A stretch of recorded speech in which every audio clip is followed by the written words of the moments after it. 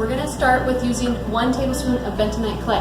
Now, bentonite clay, like we've talked about before, is really good for pulling out toxins, so you can ingest it, so it's a great thing to have in your mouth. There are some recipes out there that have more percentage of bentonite clay, 3 to 4 tablespoons for like the same type of recipe, and I've tried those, and I personally didn't like them because it was real clayey feeling in your mouth. So if you've done that before, and that's just for me, I was like, I don't really like that. It just felt kind of gooey. This one's a lot more dry feeling, and so you kind of feel the grit and stuff, and I don't know, I like that better than feeling like I'm eating clay. Then we use 3 tablespoons of calcium powder. So that is, here they carry, at the store, they carry a calcium and magnesium citrate powder, okay? And you can get it just calcium, and you can get it just magnesium, but your teeth need both, so you got it, it comes together. So that's what that is. I've already measured that out, so just pour it in. Then baking soda. So baking soda is another thing that you could use just by itself on your teeth if you wanted to. It's that good for your teeth. It's also really good for the pH balance of your mouth, which is important.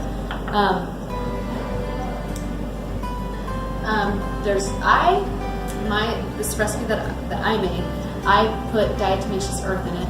Again, it's just something I have, and I really like it for lots of things. But it's got the silica that they tend to put in toothpaste to make it pretty. And so it just seemed like a good natural way to get that same feel. I've done some batches without it, and like different things, and I like it with it. So but you don't have to use it. So we're gonna put 3 tablespoons of that. This is a big batch. You don't need this much. You can cut that. Yeah, you can cut these in half. I have a big family, so when I make one, I gotta have it be big. Now the next ingredient on the recipe, it says, is powdered mint leaf. Now, I did not bring that today, and I'll tell you why.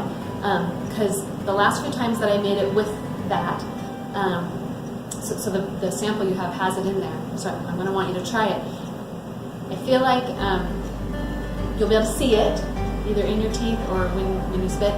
And I want to find a way to do it without it feeling like it's going to get stuck in places. That was, again, just my personal preference.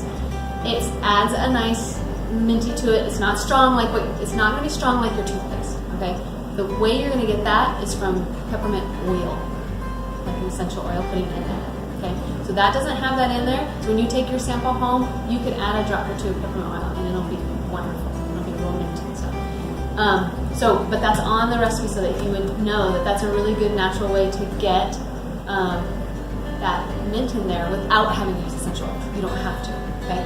I think I just didn't grind mine fine enough. I think you need to get it to like dust rather than, and I didn't have a coffee grinder to do it. Then we're going to put in cinnamon powder. So cinnamon, of course, tastes good. If you don't want cinnamon in there, you wouldn't have to put it in. But the next one is clove powder. I did kind of between a teaspoon and a tablespoon. I love clove powder, and it's really good for the mouth. So that's why I put that much in there. Okay, and then for the sample batch, I put stevia in it. So hopefully nobody's sensitive or whatever to that. It would be fun for you to try out different things. So today, if you'd rather take a sample of this one, I'm going to put xylitol in. Xylitol is good for your mouth. It's not like sugar and how it reacts to the enamel. That's why you'll see that a lot of toothpaste that they do sell that are natural use xylitol, and a lot of dentists that are aware of that kind of stuff will use xylitol as their sweetener choice. Cane sugar, when you eat anything with it, it actually changes the flow of your teeth. Have you guys heard that before? So, your teeth are porous, and the saliva, liquid, whatever that you have is actually running through your teeth, and sugar actually switches the flow, and that's why it causes cavities. So if you don't ever put sugar in your mouth, you won't have that problem of getting cavities. But sometimes you need something to be sweet, right? Because it's not very good if it's not a little bit sweet. And so xylitol is a good way to do that, so it's not reversing that flow in your mouth. So just little tidbits of information. So I'm going to try this one with a tablespoon, and we'll see if we like it. I just got it. I used to use xylitol a lot for cooking, but it can cause some people gas, and unfortunately, I don't know if my husband wants that recorded, but that was a problem. So I had to not use it in cooking, but I really liked cooking with it because I knew it was so good for you. That'll be another day's class, some cooking stuff. But that's literally all that it is. I didn't bring peppermint oil. I have to give a quick disclaimer. They let me know here that this particular brand of essential oil that they have here, the number, they say is not, what do you call it when you can ingest it? Food grade. So, yeah, not food grade. I don't know, I'm not an essential oil expert, but so I use the oils that I use at home. This isn't what I use, but they seem fine to me, but that's not my area of expertise. So I'm not going to put that oil in here. The kind of oils I do have at home that I do put in tooth powder is food grade, but it's in a big gallon jug, so it's kind of hard to transport. So I just get the little ones here for display. So see, but it still smells good because it's got the cinnamon and the clove and whatnot in it. So do you guys have any questions about making tooth powder? It's pretty easy. Sticks to your toothbrush is just good enough. Yeah, so I dip my toothbrush in the water to get it wet. I don't necessarily wring it out. It doesn't really matter, but depending on how much you want on there, I'd keep it really wet. And then the little containers, they make it easy to just dip it in there. And you just gotta kind of get it to your mouth quickly because some of it can fall off. I say that because my little girls, they make messes. Just like toothpaste, you're going to want to make sure you just rinse it down your sink. It's kind of a brownish color because of the cinnamon and the cloves. So it will kind of, not necessarily stain because you can clean your sink, but it'll leave mess. But so does white toothpaste if your kids don't wash it. You know how that goes. It can be a mess. But it works well. I try to keep it in my mouth as long as possible because I find that that's what's doing the cleaning power with your toothbrush, as opposed to if you're a quick spitter, like you put in a little bit and then spit, now you're not going to have it in your mouth. So you want to keep it in there as long as possible. Make sure you've gotten around all your teeth before you spit, because once you spit it out, and it's not there doing its magic. If you swallowed, it's fine. That's one thing that got me. I was always trying to buy special toothpaste for my little ones because they said, don't swallow. And I'm thinking, don't swallow, I'm putting it in my mouth. That doesn't make any sense. And it's because of a few of the ingredients that are in it, even the good ones. And they have to do that to preserve it and to have it be in the tube and to have it taste good and all these different things.